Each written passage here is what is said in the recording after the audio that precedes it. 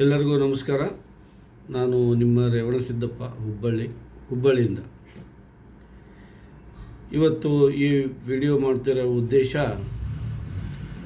ಇಂದಿನಿಂದ ಈ ದೇಶದಲ್ಲಿ ಹಣಕಾಸಿನ ವ್ಯವಹಾರ ಕುರಿತು ಒಂದು ಹೊಸ ರೂಲ್ಸ್ ತಂದಿದ್ದಾರೆ. ಅದರ ಪ್ರಕಾರ ಏನಂದರೆ, ವರ್ಷಕ್ಕೆ ಇಂತಿಷ್ಟು ಮಿತಿಯಲ್ಲಿ ಮಾತ್ರ ನೀವು ಹಣಕಾಸಿನ ರೋಕ್ ವ್ಯವಹಾರ ಮಾಡ್ಬೋದು. ಬಾಕಿದನ್ನು ನೀವು ಏನೋ ಚೆಕ್ಕು ಅಥವಾ ಡಿಜಿಟಲ್ ರೂಪದಲ್ಲಿ ನೀವು ವ್ಯವಹಾರ ಮಾಡ್ಬೋದು. ಆ ಮಿತಿಯನ್ನು ಮೀರಿದರೆ, ಉದಾಹರಣೆಗೆ ನೀವು 10 ಲಕ್ಷದ ಮಿತಿಯನ್ನು ನೀವು ದಾಟಿ ಏನು ರೋಕ್ ವ್ಯವಹಾರ ಅಂದರೆ ನಗದು ವ್ಯವಹಾರ ಮಾಡ್ತಿರೋ ಅಷ್ಟೇ ಹಣವನ್ನು ನಿಮ್ಮಿಂದ ದಂಡ ರೂಪವಾಗಿ ವಸೂಲು ಮಾಡಲಾಗ್ತಿದೆ ಅಂಥೇಳಿ ಹೊಸ ಕಾಯ್ದೆಯನ್ನು ಮೋದಿ ಸರ್ಕಾರ ಈ ದೇಶದ ಜನರ ಮೇಲೆ ಹೇರಿದೆ. ಇದಕ್ಕೆ ನನ್ನ ಅಭ್ಯಂತರ ಏನು ಅಂದರೆ, ಹಗಲಿರುಳು ಕಷ್ಟಪಟ್ಟು ದುಡಿದು ಹಣ ಗಳಿಸೋರು ಜನ ತಾವು ಪ್ರಾಮಾಣಿಕವಾಗಿ ದುಡಿದು ಗಳಿಸಿದ ಹಣವನ್ನು ತಮ್ಮಲ್ಲಿ ಇಟ್ಕೊಳ್ಳೋದು ಅಥವಾ ಖರ್ಚು ಮಾಡೋದು, ಅದು ಎಷ್ಟು ಖರ್ಚು ಮಾಡಬೇಕು, ಯಾವಾಗ ಮಾಡಬೇಕು, ಎಲ್ಲಿ ಮಾಡಬೇಕು, ಅದು ಸಂಪೂರ್ಣ ಸ್ವಾತಂತ್ರ್ಯ ಆ ದುಡ್ಡು ಗಳಿಸಿದವನಿಗೆ ಇರಬೇಕು ಅಂತ ನನ್ನ ಅಭಿಪ್ರಾಯ. ಇದರ ಮೇಲೆ ಸರ್ಕಾರ ಹಂತ ಹಂತವಾಗಿ, ಈಗ ಸುಮಾರು ಮೋದಿ ಸರ್ಕಾರ ಬಂದ ಮೇಲೆ ಪ್ರತಿ ವರ್ಷ ಒಂದೊಂದೇ ನೆಪದಿಂದ ಈ ಜನರ ಹಣಕಾಸಿನ ವ್ಯವಹಾರದ ಮೇಲೆ ಒಂದು ದಬ್ಬಾಳಿಕೆಯನ್ನು ನಡೆಸ್ತಾ ಇದೆ ಮತ್ತು ಜನರನ್ನು ದಮನಕಾರಿ ರೂಪದಲ್ಲಿ ಜನರನ್ನು ದಮನ ಮಾಡ್ತಾ ಇದೆ ಅಂತ ನನ್ನ ಅನಿಸಿಕೆ. ಅದು ಹೇಗಪ್ಪ ಅಂದರೆ, ಸ್ವಾತಂತ್ರ್ಯ ಪೂರ್ವದಲ್ಲಿ ನಮ್ಮ ದೇಶದಲ್ಲಿ ಹಣಕಾಸಿನ ವ್ಯವಹಾರ ಈಗೇನು ನಾವು ಕಾಗದ ರೂಪದಲ್ಲಿ ನೋಡ್ತೇವಲ್ಲ, ಇದು ಈ ಥರ ಇರಲಿಲ್ಲ. ಆವಾಗ ಬೆಳ್ಳಿ ಮತ್ತು ಬಂಗಾರದ ನಾಣ್ಯಗಳ ರೂಪದಲ್ಲಿ ವ್ಯವಹಾರ ನಡೀತಾ ಇತ್ತು. ಅದನ್ನು 1935ರಲ್ಲಿ ಬ್ರಿಟಿಷ್ ಸರ್ಕಾರ ಪೇಪರ್ ಕರೆನ್ಸಿ ಆ್ಯಕ್ಟ್ ಅಂತ ತಂದು, ಅದಕ್ಕಿಂತ ಮೊದಲು ನಮ್ಮ ದೇಶದಲ್ಲಿ ಹಣಕಾಸಿನ ವ್ಯವಹಾರದ ರೂಪಾಯಿಯ ಬೆಲೆ ಏನಿತ್ತಪ್ಪ ಅಂದರೆ, 10 ರೂಪಾಯಿಗೆ 1 ತೊಲೆ ಶುದ್ಧ ಚಿನ್ನ, 1 ರೂಪಾಯಿಗೆ 1 ತೊಲೆ ಶುದ್ಧ ಬೆಳ್ಳಿ, ಇವು ರೂಪಾಯಿದ ಮಾನಕಗಳಾಗಿದ್ದವು. ಏನೇನೋ ನೆಪ ಹೇಳಿ, ಇಲ್ಲ ಬಂಗಾರ ಬೆಳ್ಳಿ ಹೊತ್ಕೊಂಡು ಅಡ್ಡಾಡೋದು ವಜ್ಜಾಗ್ತೈತೆ, ಕಳುವು ಆಗ್ತವೆ, ಹಾಗೆ ಹಿಂಗೆ ಅಂಥೇಳಿ ಪುಸಲಾಯಿಸಿ, ನಿಮ್ಮಲ್ಲಿ ಇರುವ ಬಂಗಾರವನ್ನು ನಮಗೆ ಕೊಡ್ರಿ, ನಾವು ಅದರ ಪ್ರತಿರೂಪವಾಗಿ ಇದು ಪೇಪರ್ ಕರೆನ್ಸಿ ಕೊಡ್ತೇವೆ. ಇದರಲ್ಲಿ ನಾವು ವಚನ ಕೊಟ್ಟಿದ್ದೇವೆ. ಏನಂದರೆ, ಇಲ್ಲಿದೆ ನೋಡಿರಿ, ತಾವು ಗಮನಿಸ್ಬೋದು, ಈ ಭಾಗದಲ್ಲಿದೆ. ಏನಪ್ಪ ಅಂದರೆ, ರಿಸರ್ವ್ ಬ್ಯಾಂಕ್ ಆಫ್ ಇಂಡಿಯಾದ ಗವರ್ನರ್, मैं धारक को 500 रुपया अदा करने का वचन देता हूँ. ಅದನ್ನೇ ಇಂಗ್ಲೀಷ್ನಲ್ಲಿ I promise to pay the bearer the sum of ₹500 rupees ಅಂತ ಇದರಲ್ಲಿ ವಚನ ಕೊಟ್ಟು, ಇದನ್ನು ನಮ್ಮಲ್ಲಿರುವ ಏನು ಗಟ್ಟಿ ಬಂಗಾರಗಳಿದ್ವು ಅವನ್ನೆಲ್ಲ ತೆಗೆದುಕೊಂಡು ಹಂತ ಹಂತವಾಗಿ ಈ ಪೇಪರ್ ಹಾಳೆಯನ್ನು ನಮ್ಮ ಕೈಯಲ್ಲಿ ಸಿಗಿಸಿದರು.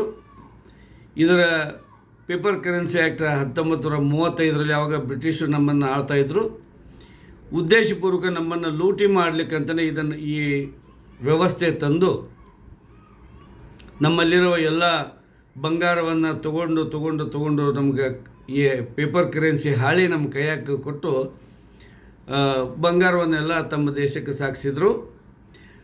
ಅಲ್ಲಿಂದ ಇಲ್ಲಿವರೆಗೆ ಏನು ಜನ್ರೇಷನ್ ಚೇಂಜ್ ಆಗ್ತಾ ಹೋಯಿತು. ಜನ ಯಾರು ನಾವೆಲ್ಲ ಚಿಕ್ಕವರಿದ್ದಾಗ ನಮಗೂ ಗೊತ್ತಿಲ್ಲ ಅದು, ನಾವು ಬಂಗಾರ ಕೊಟ್ಟು ಹಾಳೆ ತೊಗೊಂಡಿದ್ದು. ನಮ್ಮ ತಂದೆಯವರ ಕಾಲದಲ್ಲಿ ಅಥವಾ ಅದಕ್ಕಿಂತ ಪೂರ್ವಜರೆಲ್ಲ ಏನು ಮಾಡಿದರು, ಈ ಪೇಪರ್ ಕರೆನ್ಸಿ ಆ್ಯಕ್ಟ್ ಬಂದ ಮೇಲೆ ತಮ್ಮಲ್ಲಿರುವ ಬಂಗಾರಗಳನ್ನು ಕೊಡ್ತಾ ಪೇಪರ್ ಹಾಳೆಯನ್ನು ತೊಗೊಂಡು ಇದನ್ನೇ ನಾವು ರೂಪಾಯಿ ಅಂದ್ಕೊಂಡ್ವಿ. ಮುಂದಿನ ಈಗಿರುವ ಎಲ್ಲ ಜನ್ರೇಷನ್ಗೂ ರೂಪಾಯಿ ಅಂದರೆ ಏನಂತ ಗೊತ್ತಿಲ್ಲ, ರೂಪಾಯಿಯ ಬೆಲೆ ಏನಂತ ಗೊತ್ತಿಲ್ಲ. ಅವರು ಇಲ್ಲಿ ನಮ್ಮ ಕೈಯಲ್ಲಿರುವ ಹಾಳಿನ ಇದೇ ರೂಪಾಯಿ ಅಂತ ತಿಳ್ಕೊಂಡ್ಬಿಟ್ಟಾರೆ. ಆದರೆ ನನ್ನ ಅಭ್ಯಂತರ ಏನು ಅಂದರೆ, ಭಾರತದಲ್ಲಿ ರೂಪಾಯಿ ಮುದ್ರಣ ಮಾಡುವ ಏಕೈಕ ಸಂಸ್ಥೆ ಅಂದರೆ ಅದು ರಿಸರ್ವ್ ಬ್ಯಾಂಕ್. ಆ ರಿಸರ್ವ್ ಬ್ಯಾಂಕ್ನವರು ನಮಗೆ ಈ ಪೇಪರ್ ಕರೆನ್ಸಿ ಅಂದರೆ ಈ ಹಾಳಿ ಇದನ್ನು ನಮ್ಮ ಕೈಯಾಗೆ ಸಿಗಿಸಿ ಇದರಲ್ಲಿ ಬರೆದು ಕೊಟ್ಟಾರೆ. ಇದರಲ್ಲಿ ಒಂದು ವಚನ ಐತಿ, ಏನಂತ, ಇದನ್ನು ತಂದು ಕೊಟ್ಟವ್ರಿಗೆ 500 ರೂಪಾಯಿ ಕೊಡ್ತೀನಿ ಅಂತ. ಅಂದರೆ ಇದು 500 ರೂಪಾಯಿ ಅಲ್ಲ, ನಮ್ಮ ಕೈಯಲ್ಲಿರುವ 2 ರೂಪಾಯಿ ಇರ್ಬೋದು, 5 ರೂಪಾಯಿ ಇರ್ಬೋದು, 10, 20, 50, 100, 200 ರೂಪಾಯಿದು ಏನದಾವು ಅವು ರೂಪಾಯಿಗಳಲ್ಲ, ರೂಪಾಯಿಯ ರಸೀದಿ. ನಾವು ಅದನ್ನು ಒಯ್ದು ನಾವು ನಮ್ಮ ಖಾತೆ ಇರುವ ಬ್ಯಾಂಕ್ಗಳಲ್ಲಿ ಹೋಗಿ ಅದನ್ನು ಕೊಟ್ಟು ನಮ್ಮ ರೂಪಾಯಿ ನಮ್ಗೆ ಕೊಡ್ರಿಪ್ಪ ಅಂದ್ರೆ ಕೊಡ್ತಾ ಇಲ್ಲ. ಅವ್ರ ಕಡೆ ದುಡ್ಡಿಲ್ಲ. ಇವಾಗ ಇದನ್ನು ಇವರು ಕಸ್ಕೊಂಡು ಬಿಡ್ತಾರೆ ನಮ್ಮ ಕಡೆಯಿಂದ. ಯಾಕಂದರೆ ಇದರಲ್ಲಿ ವಚನ ಐತಲ್ಲ, ನಾವು ಇದನ್ನು ಪ್ರಶ್ನೆ ಮಾಡ್ತಾಯಿದ್ದೀವಿ, ನಮ್ಮ ರೂಪಾಯಿ ಕೊಡ್ರಿ ಅಂತ ಕೇಳಕ್ಕೆ ನಮಗೊಂದು ಇದೊಂದು ಆಧಾರ ಐತಿ. ಇದನ್ನು ತೆಗೆದು ಸೆಂಟ್ರಲ್ ಬ್ಯಾಂಕಿಂಗ್ ಡಿಜಿಟಲ್ ಕರೆನ್ಸಿ ಅಂಥೇಳಿ CBDC ಕಾಯ್ದೆ ತಂದು ಅದರಲ್ಲಿ ಏನು ಮಾಡ್ತಾಯಿದ್ದಾರೆ, ರೂಪಾಯಿಯ ಚಿತ್ರಣವನ್ನು ಮಾತ್ರ ನಮ್ಮ ಮೊಬೈಲಲ್ಲಿ ಇರ್ತದೆ. ತಾವು ಬ್ಯಾಂಕ್ ತಮ್ಮಲ್ಲಿರುವ ಗೂಗಲ್ ಸರ್ಚಲ್ಲಿ ಹುಡುಕ್ರಿ, ಏನು ಈ ರೂಪಿ ಅಂತ ಹುಡುಕ್ರಿ, ಅದರಲ್ಲಿ ಇರ್ತದೆ. ಅದರಲ್ಲಿರುವ ಈಗೇನು ಇದರಲ್ಲಿ ವಚನ ಐತಲ್ಲ, ನಾನು ಇದನ್ನು ತಂದು ಕೊಟ್ಟವ್ರಿಗೆ 500 ರೂಪಾಯಿ ಕೊಡ್ತೀನಿ ಅಂಥೇಳಿ, ಆ ವಚನವೂ ಅದರಲ್ಲಿ ಇಲ್ಲ. ಮತ್ತು ಅದು ನಮ್ಮ ಕಡೆ ಫಿಸಿಕಲಿನೂ ಇರೋದಿಲ್ಲ. ಈಗ ಹೆಂಗೆ ನಾವು ಕೈಯಾಗಿ ಹಿಡ್ಕೊಂಡು ತೋರಿಸ್ತೀವಿ, ಇದು ನನ್ನ ಕಡೆ 500 ರೂಪಾಯಿ ಐತೆ ನೋಡಪ್ಪ ಅಂತ, ನಿಮ್ಗೆ ಹಂಗೆ ಮುಟ್ಟೋಕ್ಕೂ ಬರೋಂಗಿಲ್ಲ. ಅದು ಡಿಜಿಟಲ್ ರೂಪದಲ್ಲಿ ಇರ್ತದೆ.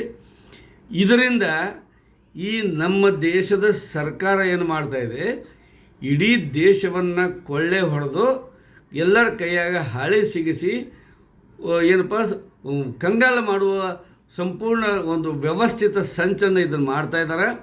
ಇದಕ್ಕೆ ನನ್ನ ವೈಯಕ್ತಿಕ ವಿರೋಧ ಅದ. ಜನರು ಕೂಡ ಈ ವ್ಯವಸ್ಥೆಯನ್ನು ವಿರೋಧ ಮಾಡಬೇಕು. ಬ್ಯಾಂಕ್ಗಳಿಗೆ ಲೆಟ್ರ್ ಕೊಡಬೇಕು, ನೀವು ಯಾಕೆ ನಮ್ಮ ದುಡ್ಡು ನಮಗೆ ಕೊಡೋಕೆ ಯಾಕೆ ನಿಮ್ಮ ರಿಸ್ಟ್ರಿಕ್ಷನ್, ಇನ್ನು ನಿಮ್ಮನ್ನ ನಮಗೆ ಕೊಡ್ಬೇಕಾದ್ರೆ ನೀವು ಏನಾರ ಹಾಕ್ಕೊಡ್ರಿ. ನಾವು ದುಡಿದು ಗಳಿಸಿ ಆಸ್ತಿ ಮಾರಿಯೋ ಮನಿ ಮಾರಿಯೋ ಏನೇನು ಬಂಗಾರ ಮಾರಿಯೋ ರೊಕ್ಕ ತಂದು ನಿಮ್ಮಲ್ಲಿ ಕೊಟ್ಟಿರ್ತೀವಿ. ಅದನ್ನು ನೀವು ಇಷ್ಟ ಬಳಸು ಇಷ್ಟ ಖರ್ಚು ಮಾಡಂತೆ ಯಾಕೆ ನಿಮ್ಮದು ನಮ್ಮ ಮೇಲೆ ಕಾನೂನು ಹೇರ್ತೀರಿ? ಈ ದೇಶದ ಪ್ರಜೆಗಳು ನಾವು, ಮಾಲಕರು ನಾವು, ನೀವೆಲ್ಲ ನಮ್ಮ ಆಳುಗಳು. ನಮ್ಮಿಂದ ಸ್ಯಾಲ್ರಿ, ನಮ್ಮ ತೆರಿಗೆ ಹಣದಲ್ಲಿ ನೀವು ಪಗಾರ ತೊಗೊಂಡು ಜೀವನ ಮಾಡೋರು ನಮ್ಮ ತಲೆ ಮೇಲೆ ಚಟ್ನಿ ಇರ್ತಾ ಇದ್ದೀರಿ ಅಂತೇಳಿ ಎಲ್ಲರೂ ಇದನ್ನು ಪ್ರಶ್ನೆ ಮಾಡಬೇಕು. ಆಮೇಲೆ ಬ್ಯಾಂಕ್ಗಳಿಗೆ, ಸರ್ಕಾರಕ್ಕೆ ಇದನ್ನು ವಿರೋಧ ವ್ಯಕ್ತಪಡಿಸಿ ಸರ್ಕಾರಕ್ಕೆ ಪತ್ರ ಬರೀಬೇಕು, ರಾಷ್ಟ್ರಪತಿಗಳಿಗೆ ಪತ್ರ ಬರೀಬೇಕು. ಸಂಘ ಸಂಸ್ಥೆಗಳು, ರಾಜಕೀಯ ಪಕ್ಷಗಳು ಅಥವಾ ಸಾರ್ವಜನಿಕ ಹಿತಾಸಕ್ತಿ ಬಗ್ಗೆ ಯೋಚಿಸ್ತಕ್ಕಂಥ ಸಾರ್ವಜನಿಕರು, ಹಿರಿಯರು, ಧುರೀಣರೆಲ್ಲ ಇದರ ಬಗ್ಗೆ ತಮ್ಮ ವಿರೋಧವನ್ನು ವ್ಯಕ್ತಪಡಿಸಬೇಕು ಅಂಥೇಳಿ ನಾನು ತಮ್ಮಲ್ಲಿ ಕೇಳ್ಕೊಳ್ತೇನೆ. ಜೊತೆಗೆ ಅತಿ ಶೀಘ್ರದಲ್ಲಿ ಇನ್ನೊಂದು 2 ದಿನದಲ್ಲಿ ನಾನು ಮತ್ತೊಂದು ಈ ರೂಪಾಯಿ ಕುರಿತು ಒಂದು ಹೊಸ ವಿಡಿಯೋ ಮಾಡೋದಿದ್ದೀನಿ.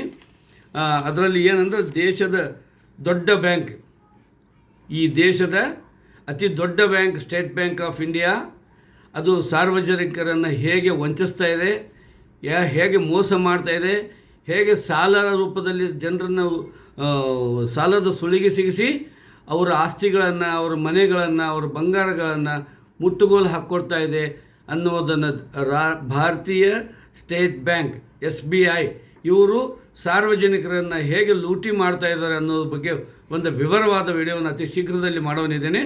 ದಯವಿಟ್ಟು ಅದರ ತಾವು ಎದುರು ನೋಡಬೇಕು ಅಂತೇಳಿ ಹೇಳ್ತಾ ಇವತ್ತಿನ ಈ ವಿಷಯದ ಬಗ್ಗೆ ಮಾತಾಡೋದ ವಿಡಿಯೋವನ್ನು ಮುಗಿಸ್ತಾ ಇದ್ದೇನೆ. ನಮಸ್ಕಾರ.